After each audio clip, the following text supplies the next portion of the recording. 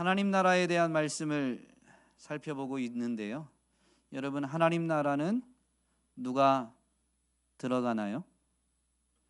예수 그리스도를 믿는 사람이 들어갑니다.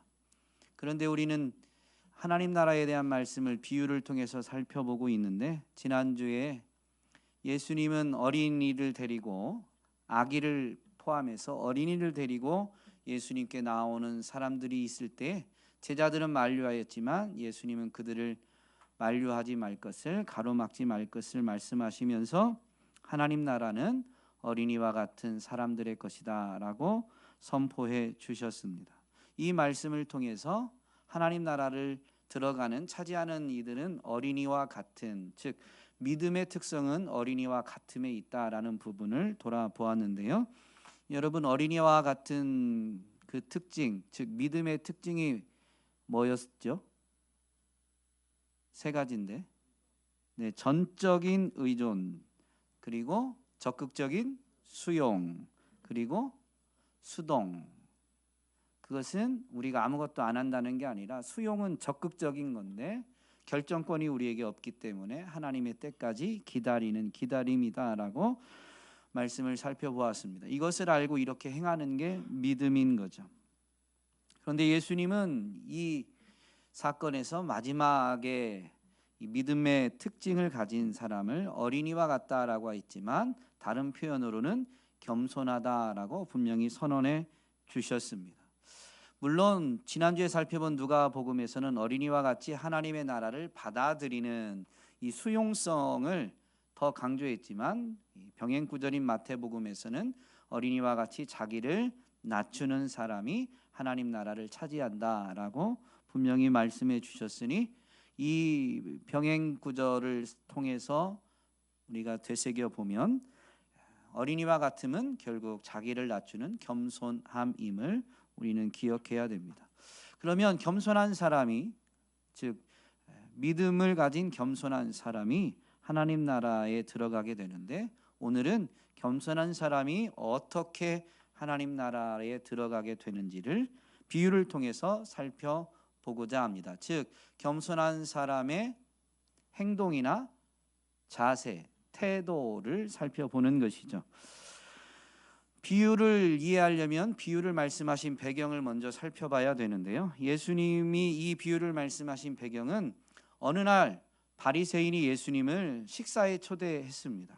그것도 안식일에 식사 초대를 한 거죠. 그래서 안식일에 이 바리새인 집에 갔는데 그 자리에 수종병 걸린 사람이 있었습니다.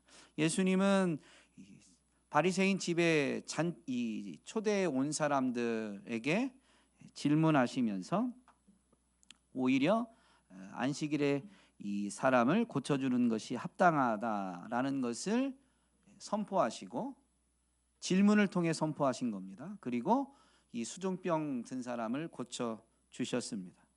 그리고 이제 잔치, 이 초대받은 식사 자리니까 사람들이 자리를 앉게 되는데, 초청받은 사람들, 물론 대부분은 율법학자와 바리새인들입니다. 근데 이 사람들이 서로 높은 자리에 앉으려고 했습니다. 누가복음 이 14장에서는 이것을 이렇게 짧게 묘사하지만, 묘사되지 않은 일들도 분명히 있을 것으로 생각됩니다. 왜냐하면 높은 자리에 앉으려고 하는 그들에게 예수님이 주시는 교훈을 보면 충분히 유추할 수가 있죠. 서로 높은 자리에 앉으려고 하다 보니까 부끄러움을 당하는 사람도 있고, 또 작지만 자리를 놓고 다투는 일들도 일어났을 것입니다. 초청받은 이 율법학자와 바리새인들은 당시 유대 사회에 있어서 대부분 지도자급이었습니다. 이 사람의 모임 가운데 보면 그 사람들은 암묵적인 서열이 있죠. 누가 말하지 않아도 세상적인 기준이든 어쨌든 암묵적인 서열이 있습니다. 그러니 윗자리에 앉으려고 하는데, 먼저 온 사람 중에 자기가 윗자리에, 이제 눈치껏 윗자리에 앉았는데, 조금 늦게 온 사람 중에 자기보다 더 암묵적이지만 높은 사람이 있는 거죠. 그러니까 높은 자리에 앉았다가 자리를 양보해야 되는, 그래서 부끄러움을 당하는 경우가 일어난 거고, 또 암묵적인 서열이 있지만 사람은 자기를 더 높이려고 하는 이 본성이 있기 때문에 비슷하면 상대방을 더 높여주기보다는 자기를 더 높이려고 하죠. 그러다 보니까 영화에서도 뭐 그런, 또는 이 매체에서도 소재를 삼는 것 중에 네가 넘버 2냐 네가 넘버 3냐 뭐 이런 다툼, 서로 자리를 놓고 하는 다툼이 분명히 있습니다. 그러니까 이런 부분들이 일어나자 예수님은 이 사람들에게 자기를 높이려고 하는 사람은 도리어 부끄러움을 당하게 될 것을 경고하시면서 하나님 나라의 원리를 가르쳐 주시죠. 그 하나님 나라의 원리는 땅에서 자기를 높이려고 하는 방식이 아니라 도리어 자기를 낮추려고 함으로 인해서 영광을 받게 되어지는 것임을 분명히 가르쳐 주셨습니다. 그리고 나서 이제 예수님을 초대한 그 주인, 바리새인이죠. 그 사람에게도 참된 복을 받는, 즉 하나님 나라를 들어가게 되는 지혜를 가르쳐 주시는데, 잔치를 열고 초대할 때에 되갚을 수 없는 사람들, 가난하고 이 소외된 사람들을 초청하라라고 가르쳐 주셨습니다. 이 가르침을 보면 뭐라고 해야 될까요? 가족, 친구, 형제, 친척, 부유한 사람은 부르지 말라라고 했는데, 그러면 이런 사람들과는 아예 단절하라라는 의미가 아닙니다. 하나님 나라에서 참된 복을 받으려면 그런 사람들을 초청하는 게 아니고 되갚을 능력이 없는 가난하고 소외된 사람들을 초청해야 된다는 거죠. 예수님은 이 가르침을 주실 때에 가르침을 받는 사람들이 땅에 살고 있다는 것을 완전히 배제하진 않으셨어요. 그러니까 삶을 살면서 자기 가족, 친구, 친척 초청할 수 있습니다. 그런데 그때에 되갚을 능력이 없는 사람들, 세상에서는 소외된 사람들을 너도 배제하지 말라라는 의미입니다.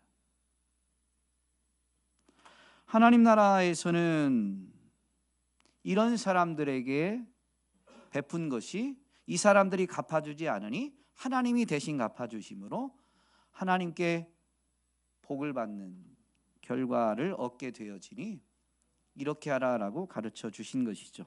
예수님이 이렇게 가르치시자 한 사람이 15절에 보면 함께 먹고 있던 사람 가운데 하나가 이 말씀을 듣고서 예수님께 말합니다. 하나님의 나라에서 음식을 먹는 사람은 복이 있습니다. 그러니까 예수님의 가르침에 어느 정도 감동을 받은 거예요. 이 한 사람이 바리새인이라고 언급하진 않았지만 바리새인일 확률이 높은 거죠. 어쨌든 함께 먹고 있던 바리새인이 초대한 사람들 중에, 지금은 바리새인이 초대한 사람들 중에는 그 초청받은 식사 대접을 내가 나중에라도 되갚을 능력이 없는 사람은 없는 겁니다.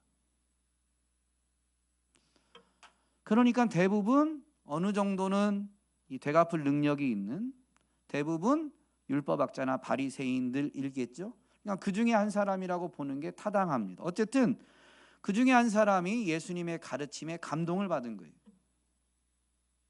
그래서 하나님 나라에서, 하나님 나라를 들어간 거죠. 하나님 나라에 거하는 거예요. 그래서 거기서 음식을 먹는 사람, 거기서 사는 사람, 하나님 나라에서 살아가는 사람이 복이 있다라고 말한 겁니다. 그런데 예수님이 이 말씀을 듣고 비유를 말씀하신 것입니다. 근데 비유의 내용은 하나님 나라로 상징되어지는 잔치를 거절한 이야기예요. 그러면 여러분, 이 비유는 누구에게 무엇을 가르치기 위함이에요? 16절에 보면 예수께서 그에게 말씀하셨다. 15절에 이 말을 한 사람에게 말씀하신 거예요. 그러면 15절에서 이 말을 한 사람은 예수님의 가르침을 듣고 그 가르침이 참 좋은 가르침이다 라고 감동을 받기는 했는데 실천이 있는 거예요, 없는 거예요? 없는 거예요. 결론적으로는 감동은 받았는데 하나님 나라를 거절하고 있다는 거거든요. 근데 무엇 때문에 거절하는지를 비유로 가르쳐 주시는 겁니다. 이 비유 안에 보면 어떤 사람이 잔치를 열고 사람들을 초대합니다. 그리고 이제 잔치 날이 되고 잔치 시간이 되자 다가오자 종을 보내서 그 초대했던 사람들에게 이제 준비가 다 됐습니다, 오십시오라고 말하게 했습니다. 그래서 종이 가서 주인이 시킨 대로 하는데 잔치 당일날 잔치 시간이 이르러서 사람들은 나 못 가겠다고 말하는 거죠. 여러분, 지금 잔치는 이미 이전에 계획이 됐고 잔치 자리에 사람들을 잔치를 준비한 사람, 이 주인이 미리 초청했어요. 물론 이 비유는 이 한 사람, 특별히 이 한 사람이 속한 그룹은 아마 이미 계속 반복하는 것처럼 바리새인들일 텐데 먼저 초청을 받은 사람이다라는 겁니다. 그러므로 비유에서 먼저 초청을 받은 사람들은 유대인들, 조금 더 좁히면 종교 지도자들, 율법학자와 바리새인들인 거죠. 오늘날로 말하면 어떤 사람이 지금 잔치를 초대받은 거예요? 교회 안에 있는 사람들. 교회 밖에 있는 사람들이 거절하는 게 아니에요. 교회 안에 있는 사람들이 먼저 초대를 받은 겁니다. 그러므로 오늘 우리는 1차적으로는 이 말씀을 하신 때, 말씀이 기록된 때는 유대인들, 종교 지도자들을 지금 암시하고 있지만 이 말씀을 대하는 오늘의 시점에서는 이 말씀에서 잔치에 초대를 받은 사람이 우리라는 것, 그런데 우리가 잔치를 사실 거절하고 있는 것일 수 있다는 것을 기억해야 됩니다. 예수님은 무엇 때문에 잔치를 거절하는지를 가르쳐 주시는 거예요. 비유를 통해서. 비유에 보면 사람들이 당일에 대해서 이야기합니다. 여러 가지 이야기하지만 밭을 샀는데 가보아야 된다. 소 5쌍을 샀는데 시험해야 된다. 내가 장가 들어서 아내를 맞이했다. 아내와 함께 있어야 된다. 여러분, 밭을 사거나 소 5마리를 사는 건 결코 작은 일은 아닙니다. 그러나 이 일이 잔칫날에 일어나는 건 아니에요. 잔칫날에 해야만 하는 일이 아닙니다. 이미 일어난 일이에요.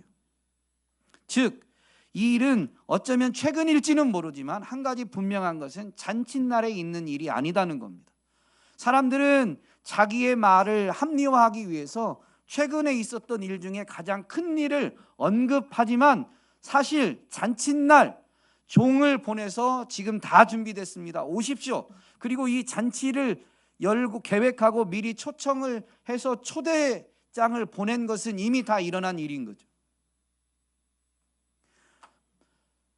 무슨 얘기냐면 잔칫날에는 이 사람들이 거추장스럽게 언급하고 잔치에 참여하기 어렵게 됐다라고 변명할지 모르지만 잔칫날 그들의 삶은 그 이전과 큰 차이가 없는 일상이다라는 겁니다. 밭도 이미 산 거고 소 5쌍도 이미 산 겁니다.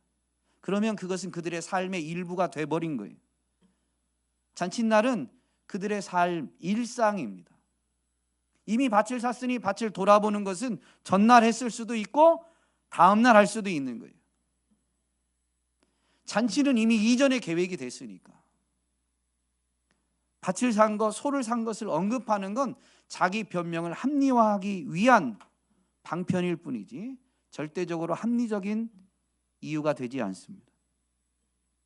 그러면 밭을 돌아보고 소를 시험하는 것은 일상인데 무슨 얘기냐면요, 그들의 일상에서 경제활동을 의미합니다. 그리고 결혼식은 이미 치렀어요. 아내와 함께 있는 거죠. 매우 가정적이고 좋은 것 같지만 여러분, 잔치를 이미 이전에 계획하고 초청한 사람 입장에서 보면 이 사람은 지금 아내와 함께 있는, 즉 현실의 재미, 즐거움, 잔치와 연관해서, 즉 하나님 나라와 연결해서 보면 육체적 쾌락 때문에 지금 이 초대를 거절하는 겁니다. 그런데 이러한 것은 사실 초청한 주인을 무시하는 행동이죠. 그들의 일상 때문에 대단한 일이 아니라, 그날 꼭 그 시간이 아니면 안 될 일이 아니라, 거추장스럽게 말하지만 일상을 언급하면서 잔치에 못 가겠다고 하는 것은 잔치를 이미 열고 초대했던 주인을 무시하는 겁니다. 그래서 21절에 종이 돌아와서 이 모든 것을 보고 하니까 주인이 노하여 종에게 어서 시내의 거리와 골목으로 가서 사람들을 데려다가 잔치 자리를 채우라고 합니다. 그런데 이때는 이미 앞에 예수님이 서로 이 잔치를 연 바리새인에게 주었던 교훈 그대로 이 집주인도 행하죠. 그래서 13절에 있는 표현과 21절의 후반부에 있는 잔치 자리를 채우는 그 대상이 똑같습니다. 13절에 보면 이건 예수님의 교훈인데, 잔치를 베풀 때에는 가난한 사람들과 지체에 장애가 있는 사람들과 다리 저는 사람들과 눈먼 사람들을 불러라, 초대해라 라는 거죠. 21절 후반부에 보면 어서 시내의 거리와 골목으로 나가서 가난한 사람들과 지체에 장애가 있는 사람들과 눈먼 사람들과 다리 저는 사람들을 이리로 데려오너라. 집주인은 하나님 나라 원리대로 하나님이 베푸실 상급을 바라면서 행하고 있는 자임을 분명히 보여주고 있습니다. 어쨌든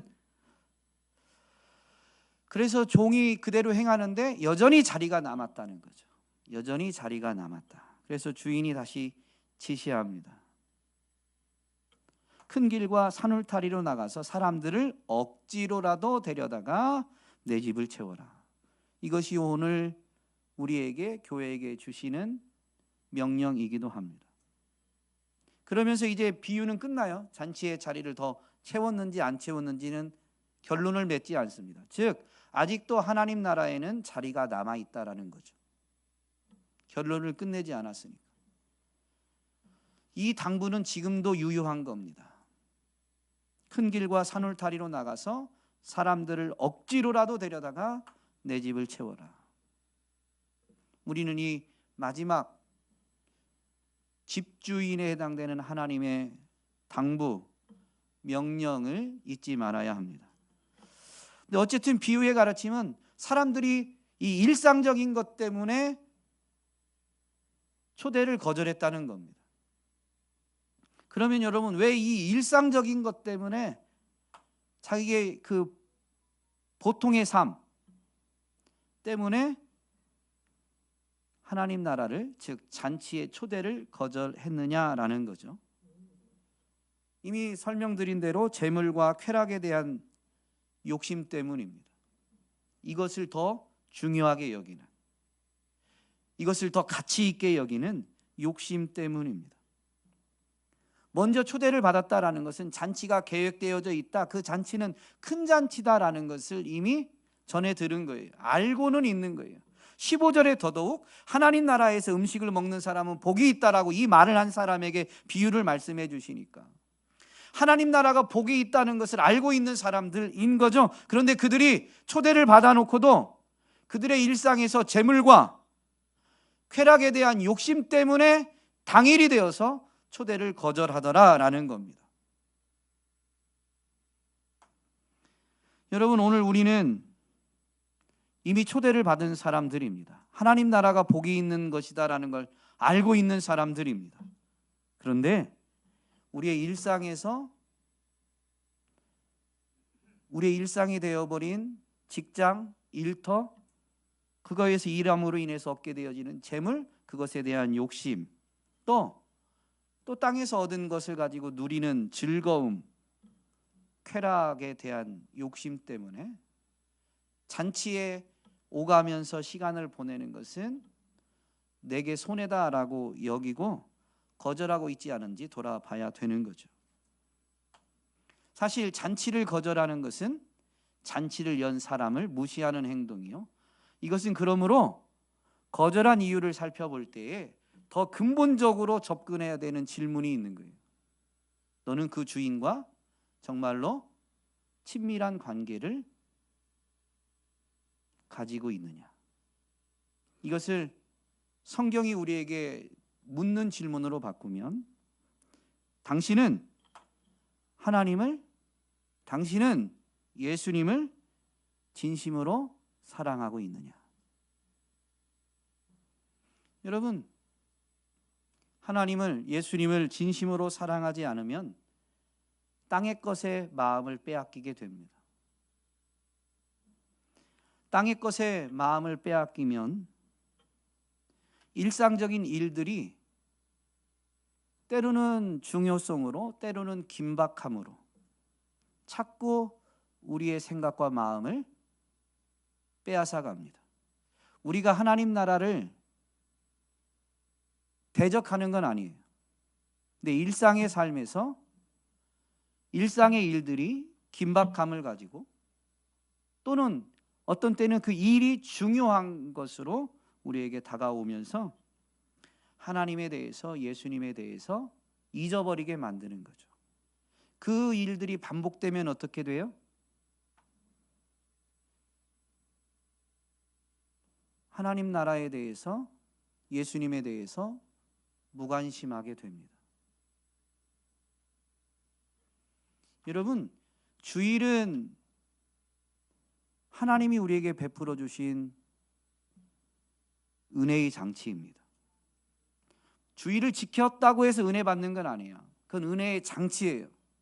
우리는 주일을 지키되, 주일 이 시간을 구별하고, 그리고 교회가 정한 장소를 구별하면서 우리는 하나님을 기억하고 하나님께로 생각과 마음을, 시선을, 가치를 돌려야 되는 거예요.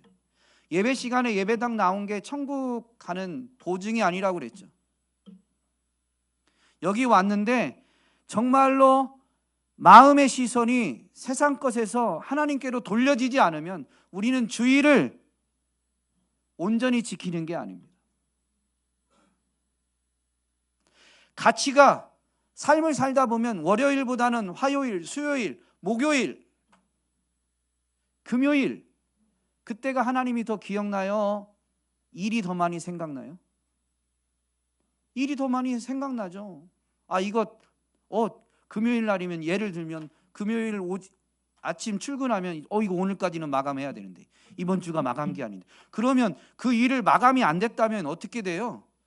와, 이제 금요일이네. 오늘 금요일 날 교회에서 금요 기도회도 있고, 금요 기도회 하고 나면 토요일 가족과 좀 쉬고 주일을 맞이하네. 여러분 이러세요? 이거 일 빨리 해야 되는데. 여러분을 남으라는 게 아니라요, 세상이 우리를 그냥 하나님께 온전히 마음을 드리도록 내버려 두지 않아요. 세상의 공중의 지배자가 여러분 그렇게 하지 않아요. 먼저 초대받은 사람들은 주인하고 연관이 전혀 없는 사람일까요? 그래도 주인이 생각할 때 주인과 좀 가깝다고 생각이 되고, 주인을 이해하고 있고, 주인에게 중요한 사람을 먼저 초청할까요? 가깝고 친밀하고 중요한 사람을 먼저 초청하게 되어 있어요.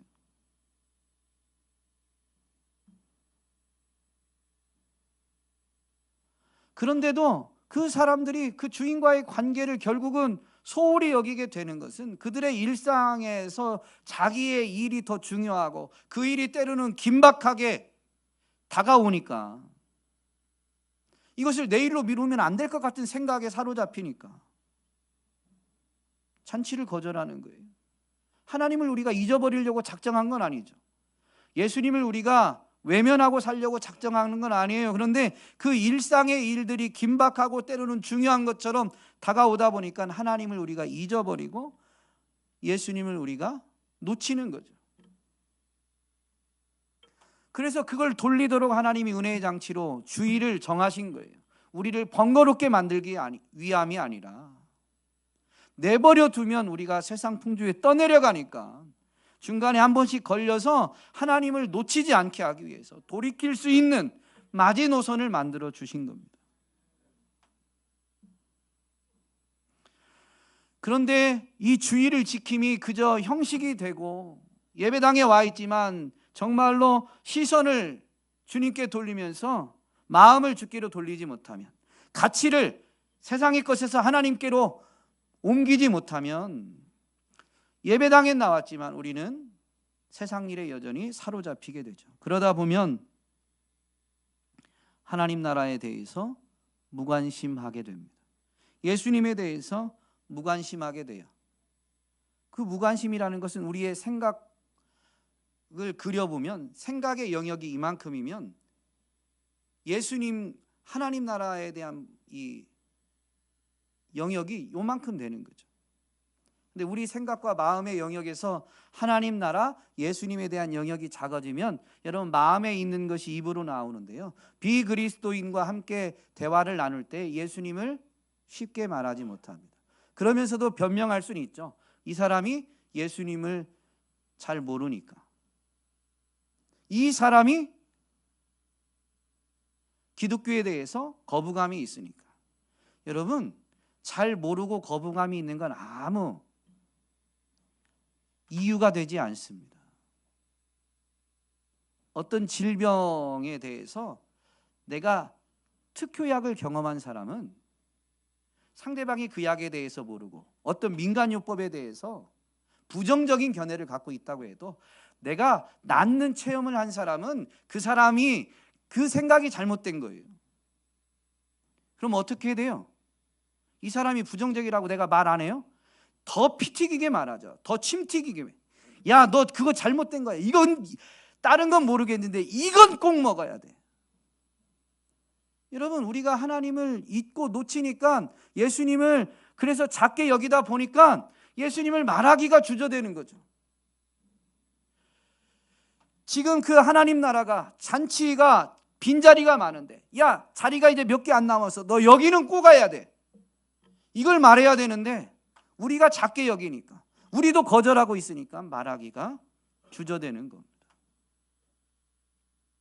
여러분, 이 비유 다음에 예수님은 예수님을 따르는 제자의 길, 제자도에 대해서 가르치십니다. 26절에 보면 이렇게 말씀하시죠. 누구든지 내게로 오는 사람은 자기 아버지나 어머니나 아내나 자식이나 형제나 자매뿐만 아니라 심지어 자기 목숨까지도 미워하지 않으면 내 제자가 될 수 없다. 이때 미워하지 않으면, 미워하라는 것은 사실 하나님에 대한 사랑의 관점에서 강한 어조로 경고하면서 권면하는 겁니다. 현대인의 성경이 조금 더 이해하기 쉽고 더 부드럽게 번역했는데요, 이렇게 26절을 번역합니다. 누구든지 내게 오는 자가 자기 부모와 아내와 자녀와 형제자매 심지어 자기 생명보다 나를 더 사랑하지 않으면 내 제자가 될 수 없다. 이런 것들을 미워하라는 건 무슨 얘기냐면요, 하나님을 더 사랑하라는 거예요. 여러분, 오늘 이 비유 앞에서 우리는 우리의 일상의 삶에서 정말로 우리가 해야 되는 일, 어떤 경우는 중요하고 어떤 경우에는 마감 기한이 얼마 남지 않아서 긴박한 일, 그 모든 일들 보다 주님을 더 사랑하고 있는가, 이걸 점검해야 되는 거죠. 사랑이 가치를 낳습니다. 사람과의 관계에서는 사랑이 가치를 낳는 거예요. 세상은 이익이 인간관계에서 가치를 결정하지만 하나님 나라에서 관계는 사랑이 결정합니다. 여러분, 구약에서도 이런 일이 일어나는데요, 하나님이 하나님 나라를 세우기 위해서 한 사람을 택하세요. 바로 믿음의 조상 아브라함이죠. 그리고 아브라함에게 약속을 주시고 그 약속의 계승자를 아브라함의 후손으로 삼으십니다. 그래서 아브라함에게 자녀들이 많이 있어요. 혈통적으로 순서상으로는 이스마엘이 첫째 아들이긴 하지만 하나님이 약속의 계승자로 삼은 건 이삭입니다. 그리고 이삭에게도 아들이 있는데 쌍둥이가 들어섰는데요, 보통은 특별히 하나님의 택하심이 선포되지 않으면 보통은 장자가 계승합니다. 그런데 이삭이 아들을 얻었는데 아브라함 때도 그렇고 이삭 때도 그렇고 야곱 때도 그렇고 그 뒤는 기록이 안 돼 있어요. 그래서 아브라함과 이삭과 야곱 때는 하나님이 특별히 이 약속의 계승자는 하나님이 택하시고 부르신다라는 것을 드러내고 강조하기 위해서 혈통적으로 장자들이 약속의 계승자가 되지 않아요.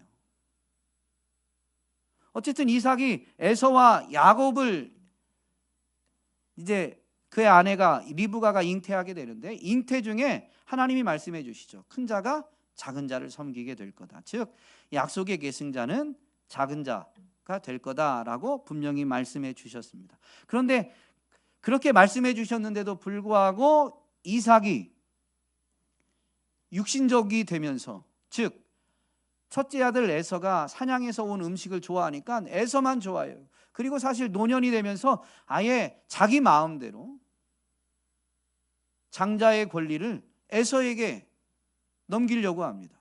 물려주려고 합니다. 그런데 어쨌든 잉태 중에 있었던 일을 아마 엄마의 사랑을 더 받은 이 야곱은 전해 들었겠죠. 근데 어느 날 에서가 들에 가서 사냥하고 이제 집에 들어오는데, 그날은 결과물이 없었던 것 같아요. 어떤 수확이. 그래서 너무 굶주려서 허기가 지니까 막 배고파서 표현으로는 죽을 것 같다라고 합니다. 근데 집에 들어오니까 야곱이 집에서 죽을 쓰고 있었거든요. 그러니까 너무 배가 고픈 이 에서가 내가 지금 배고파서 죽을 것 같으니까 너 그것 좀 놔줘라, 빨리 좀 내놔라 라고 말합니다. 그때 야곱이 거래를 하죠. 먼저 형의 장자의 권리를 내게 넘기시오 라고 말합니다. 여러분, 야곱이 야비한 거예요? 분위기상 그렇게 말하면 안 될 것 같죠? 그렇죠. 에서가 멍청한 거예요. 그런데 오늘 우리가 그럴 수 있어요. 당장 육신의 배고픔보다, 즉 육신의 배고픔을 참지 못하고 내가 지금 배부른 게 나중에 하나님 나라를 차지하는 것보다 더 중요하다고 생각하는 거죠. 오늘 우리가 에서가 멍청하다는 건 아는데 우리도 그 길을 갈 수 있는 연약한 자들입니다. 여러분, 야곱은 도대체 한번 생각해 보세요. 죽을 지경 같다, 죽을 것 같다라고 표현했다면 들사람인, 즉 육체적으로도 아마 매우 발달해 있고 힘도 세고 성격도 좀 와일드할 것 같아요. 그 에서가 지금 막 배가 너무 고파서 죽을 것 같다고 말할 정도인데, 집에 딱 왔는데 야곱이 죽을 쓰고 있어요. 그것 좀 달라고 할 때 에서가 뭐라고 해야 될까요? 첫째니까 동생한테 형의 위험이 있지, 점잖하게 야 야곱아, 나 배고파 죽겠어, 이렇게 좀 했을까요? 여러분은 그렇게 생각이 드세요? 아마 들에서 사냥하는 이 날랜 에서가 죽을 보고 야곱한테 달라고 하면서 그냥 뺏어 먹을 기세로 아마 가면서 야곱한테 야 이거 좀 줘, 나 배고파 죽겠어, 내놔 좀, 막 아마 닥달했을 겁니다. 그런 상황에 형은 거의 뺏을 기세로 오는데, 그 상황에 죽을 넘기지 않고 잠깐 먼저 나한테 장자의 권리를 넘겨, 이 말을 했다는 것은 야곱의 생각에는 장자의 권리에 대한 사모함이 있는 거죠. 하나님이 말씀해 주셨는데요, 그게 실제가 될 때가 언제일까? 어떻게 해야 그게 정말로 실제가 될까? 늘 그 생각. 여러분, 믿음의 특성, 즉 아이와 같은 두 번째가 뭐라고 그랬죠? 수용성인데, 수용성은 적극적인 거예요. 하나님이 말씀해 주셨습니다. 약속해 주셨습니다. 큰 자가 작은 자를 섬길 거다. 야곱이 장자의 권리를 물려받게 될 거예요. 근데 그때가 도대체 언제일까? 늘 깨어 있고, 하나님의 때를 내가 모르지만 기회만 되면 하나님 그거 저한테 주셔야 되는데, 주신다고 했으니까 주실 건데 도대체 어떻게, 언제입니까? 야곱이 판단할 때는 늘 그 생각에 있는데, 형이 지금 배고파 가지고 뭐 앞뒤도 되지 않고 막 죽달라고 하니까 이때다, 이 생각이 든 거죠. 어쩌면 방법은, 가치를 놓고 보면 거래라는 거는, 정상적인 거래는 가치가 그래도 좀 맞아야 서로 교환이 되는 거겠지만, 늘 그 생각에 있는 야곱에게는 절호의 기회인 거예요. 그래서 이 이야기에서는 에서의 어리석음을 우리는 경계해야 되지 야곱이 야비하다고 말하면 안 됩니다. 에서의 이 행동을 믿음의 관점에서 히브리서는 평가합니다. 히브리서 12장에 있는데요, 하나님의 은혜에서 떨어져 나가는 사람이 아무도 없도록 주의하십시오. 이건 교회에게 권면하는 겁니다. 그러면서 예로 든 게 에서예요. 음식 한 그릇에 장자권을 팔아넘긴 에서와 같은 속된 사람이 생기지 않도록 주의하십시오. 개역 개정이나 개역 한글은 망령된 사람이라고 표현합니다. 여러분, 오늘 우리는 재물과 쾌락에 대한, 땅의 것에 대한 이 욕심 때문에 하나님 나라의 초대, 예수님이 주시는 은혜의 기회를 거절하고 있을 수 있습니다. 그런데 때가 지나면 기회라는 것은 이제는 붙잡고 싶어도 붙잡을 수가 없어요. 주인은 분명히 말합니다. 이미 초청했었고 당일에도 초청하고 권면하는데도 거절하니까 그 사람들은 24절 마지막에 보면 초대를 받은 사람들 가운데는 아무도 나의 잔치를 맛보지 못할 것이다.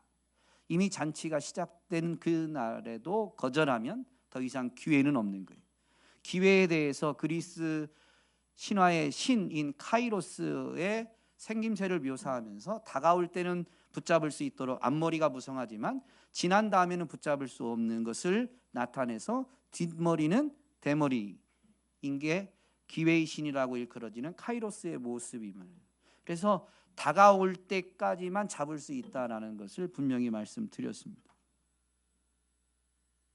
여러분, 사람들이 왜 기회가 있을 때 기회를 못 잡느냐? 은혜의 기회, 하나님 나라에 들어갈 기회인데 왜 못 잡느냐? 재물과 쾌락에 대한 욕심 때문입니다. 그건 일상에 있는 일들이에요. 오늘 우리는 욕심을 내려놔야 됩니다. 그래야 하나님이 주시는 초대권을 움켜쥘 수 있죠. 은혜의 기회를 붙잡을 수가 있는 거죠. 이제 곧 명절인데요. 명절 되면 그 화폐의 가치, 돈의 가치를 모르는 아이 때를 생각해 보면요, 명절 때 요즘은 이제 뭐 사탕과 과자 이런 게 그렇게 뭐라고 해야 될까요? 귀한 시대도 아니고 잔치 때 그런 거 이렇게 선물로 주지도 않죠. 근데 예전에는 과자라는 것 자체도 흔하지 않고 귀하다 보니까 명절 때에 명절을 지내러 오는 친척들이, 기억하시겠지만 제가 어렸을 때는 오리온 종합 선물 세트 뭐 이런 거 해가지고 안에 껌도 있고 사탕도 있고 과자도 있고, 그래서 명절 때야 이제 그게 집 안에 이제 좀 있게 됩니다. 근데 뭐 아이들이 너무 좋아하죠. 그러면 이제 그 있는 것 막 이렇게 두 손에 꽉 쥐고, 아기가 조금 걷지만 아기가 막 이제 집 안에 있습니다. 근데 이제 명절을 지내러 온 친척들이 이제 조카들이나 이렇게 용돈을 주려고 합니다. 그런데 사탕을 맛을 본 그 사탕을 손 쥔 아이가 사탕을 자기 그 아기가 손에 쥐어봐야 몇 개나 쥐겠어요. 많아야 대여섯 개지. 한 손에 한 세네 개씩. 그런데 사탕을 몇 봉지를 살 수 있는 용돈을 준다고 해도 그 가치를 모르면 내가 지금 내 입에 단 사탕이 나한테 제일 귀하니까 그것 막 꽉 움켜쥐고 돈을 안 받으려고 그래요. 그러면 선물 주는 분이 그러죠. 사탕 나한테 주고 사탕 여기다 내려놓고 자 이거 받아, 이렇게 합니다. 내려놔요? 안 내려놔요. 그럼 이제 장난기 있는 삼촌은 그러죠. 너 이거 안 받으면 오빠 준다? 너는 이거 싫어하니까 오빠 줘야지. 막 그러면 이제 누가 제일 안달이 나요? 엄마가 제일 안달이 나죠. 저희 집은 제가 안달이 납니다. 애들 건 내 거니까. 어쨌든 그러면 막 옆에서 이야기합니다. 야 건우야, 빨리 내려놔, 빨리. 저거 받아, 저거. 성격 급한 분은 가서 엉덩이를 한 대 막 때립니다.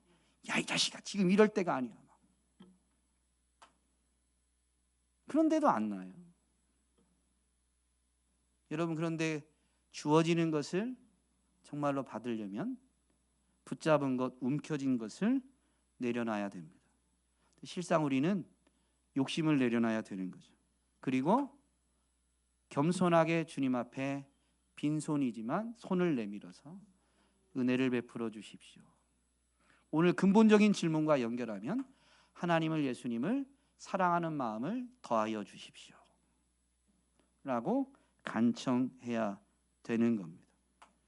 그런 사람이 하나님이 은혜의 기회를 주시면 기다렸다는 듯이 하나님의 때에 그걸 붙잡게 되는 거죠. 붙잡은 사람만 복을 체험하고 간증하게 되어 있는 것입니다.